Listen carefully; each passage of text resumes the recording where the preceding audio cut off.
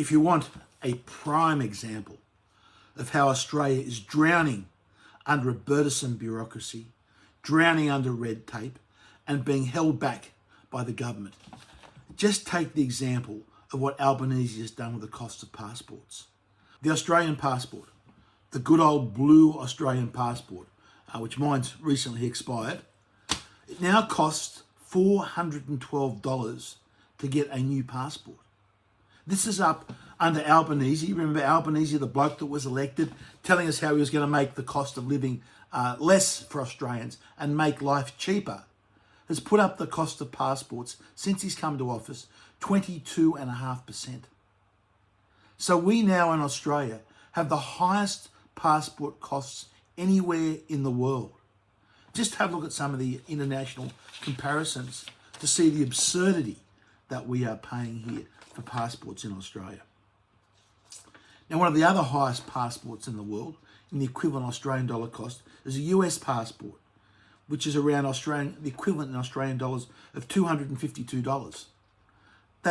So we're paying 63% more than Americans for a passport. New Zealanders pay the equivalent of 193 Australian dollars. So we're paying 114% more than New Zealanders. Canada, the equivalent of 181 Australian dollars. That's 126% more that we are paying here in Australia. And it gets worse as you go down along the list. Germany pay $115. So we're paying over 250% more than what Germany is paying. Singapore pay the equivalent of 79 Australian dollars. So we are paying 5 times the price here in Australia for a passport than what Singaporeans are paying for a passport in their country. Sweden is $54, so we're paying 6 times more than what the Swedes pay for a passport.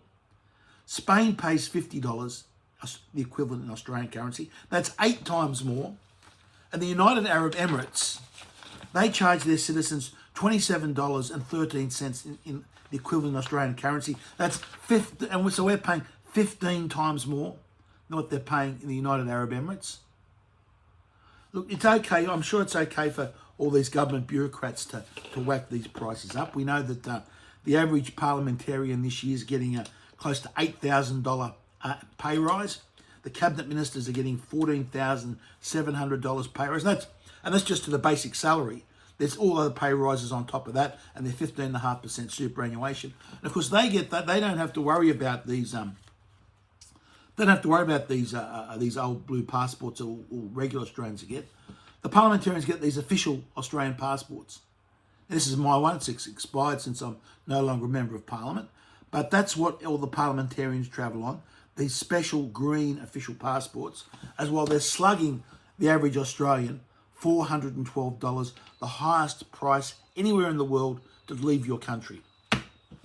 Look, this is the freedom to depart your country is a basic human right. In a free and democratic society, we should be free to come and go out of Australia as we please. That's just a fundamental human right. The freedom to travel and depart your country is a fundamental human right in a free society. But when Albanese makes the cost $412, the highest in the world, that cost, that financial burden becomes a hurdle which will prevent and deter many Australians from travelling overseas.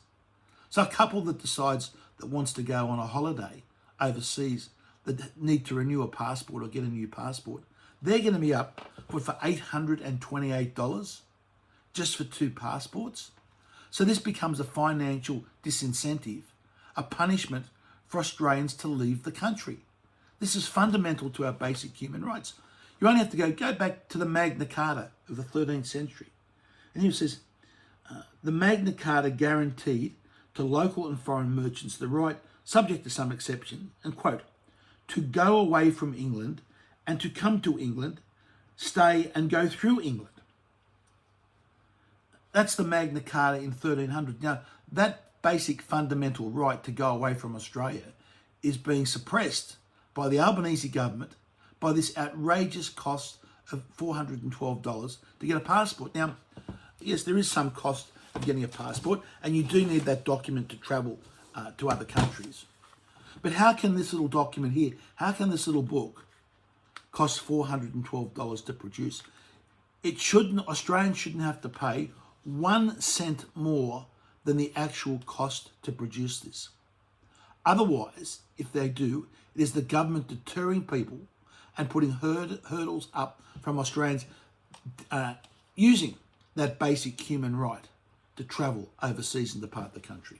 This right to travel overseas, to leave our country, has been part of common law for centuries.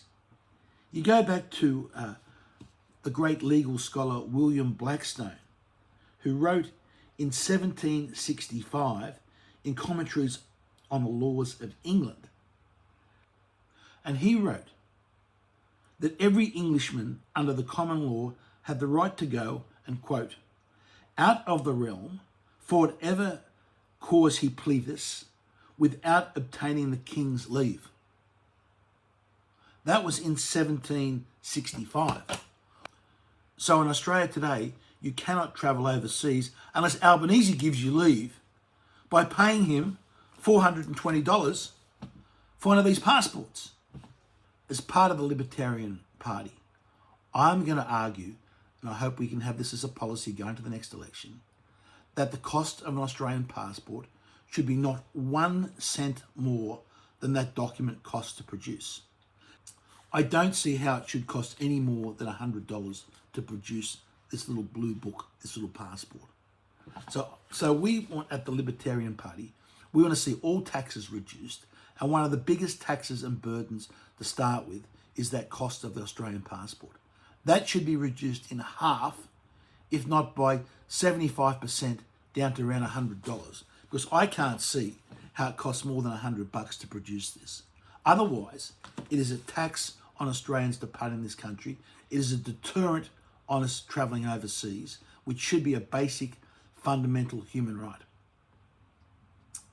And don't forget, those that have signed up to Net Zero, which is both the Labor and the Liberal Party, they are cheering this on because they don't want Australians to travel overseas. Remember, Net Zero means net zero overseas air travel because of all the jet fuel those planes need as they fly across the skies and fly across the Pacific and up over the Indian Ocean. This is exactly what the government, the Labor and the Liberal Party have in store for Australians. They want to make overseas travel for Australians prohibitive with higher and higher taxes. So it just becomes a deterrent. So the average Australian can no longer afford to jump on a jet plane and fly overseas. That's where net zero is taking us. This is madness. This is insanity. This is a fundamental attack on our basic freedoms. And the Libertarian Party will set this right.